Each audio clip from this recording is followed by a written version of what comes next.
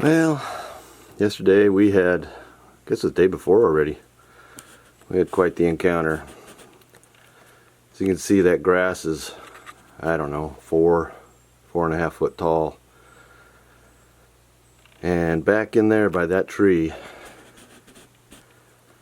saw the biggest brown bear ever. We stood up here on the deck, which you can tell it's about, I don't know, 4.5, 5 foot in the air here. And yelled at it, screamed at it. It just looked at us, and finally it stood up. And its head was in that area towards where the tree, I don't know how I want to put it. It's leaning and it tries to go straight up there at the bend. Keep in mind that grass is fairly tall. That was a big bear. I need to go out there and measure.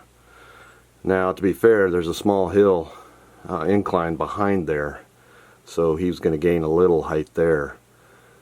Hence, I want to go back there, but I stood eye to eye when I'm standing up here. I'm 6'1", and when he stood up, I have the 45-70, and I didn't think I had enough gun for that. I wanted a high-powered. He was a big one.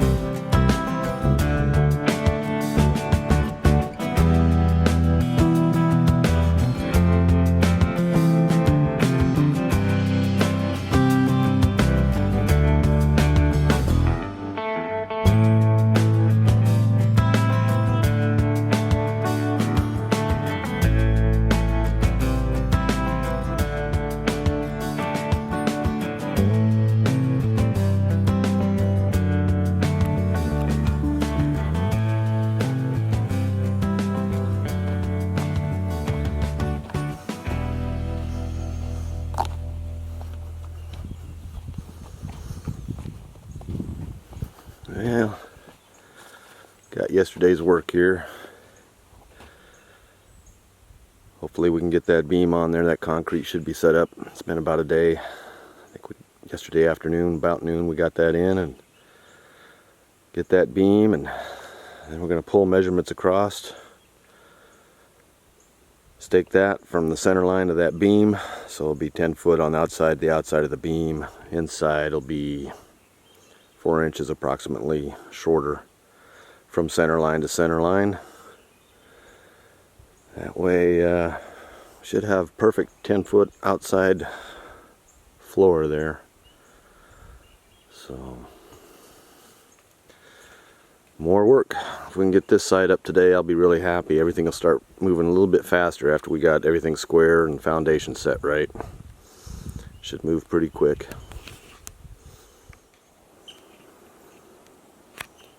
Well, here we are. We got the cement work done, the holes done, beams are in. It's leveled lengthwise and widthwise. How we did this, had a heck of a time squaring it up, but if I ever do it again, I always seem to fight squaring. But this time what I did is I went off the cabin back there, got a compass reading, came up here on this first beam and holes, got a compass reading, put my stakes and string in, dug the holes, and so that should be fairly close, within a degree or whatever, to the cabin over there, and put the one cement, or the 3 cement pillars in, and we let that cure the first day. Then we came over, after we had that one beam in, we put stakes and string over here and pulled diagonal until we had an approximate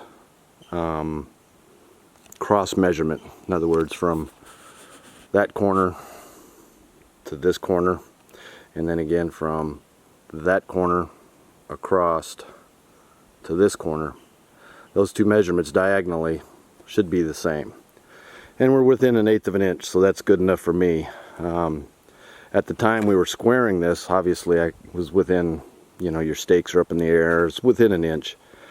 But what you can do is, once you're, in this case it's 10 foot across, once you have that at 10 foot and that one at 10 foot, your diagonal, once on the beams, you can either slide it that way or you can slide the whole beam this way to get your true, to make it square diagonally. So that's how it's done, and that's the easiest. And I know that's not a very good technical explanation there, but I found this is going to be the easiest and the fastest setup next time. There is a day wait on the cement. I poured these and let them cure, put the beam on afterwards.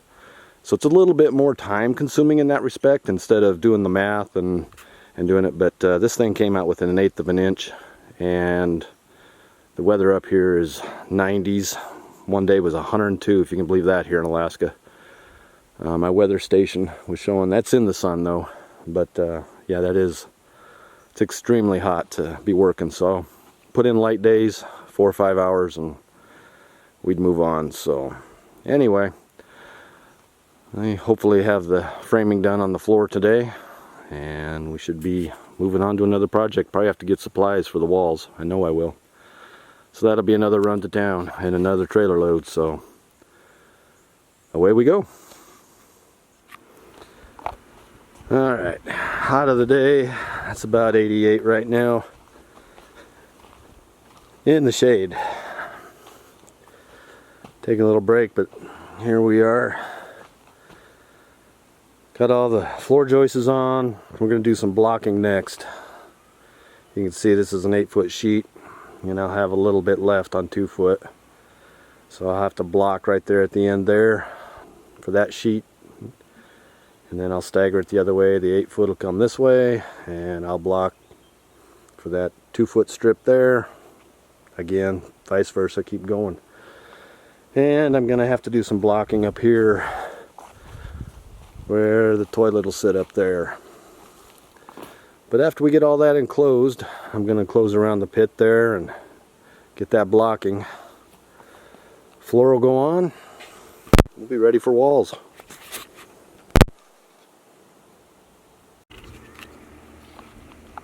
Well, here we are, end of July 4th. Got the floor pretty much on. Got a little extra. We were doing one extra sheet up there that we hauled over here because we're doing some work where the one sheet that's not nailed down there, underneath there, we're doing some cribbing. What I call cribbing. I don't know if you can see it, but we're gonna box it off right there.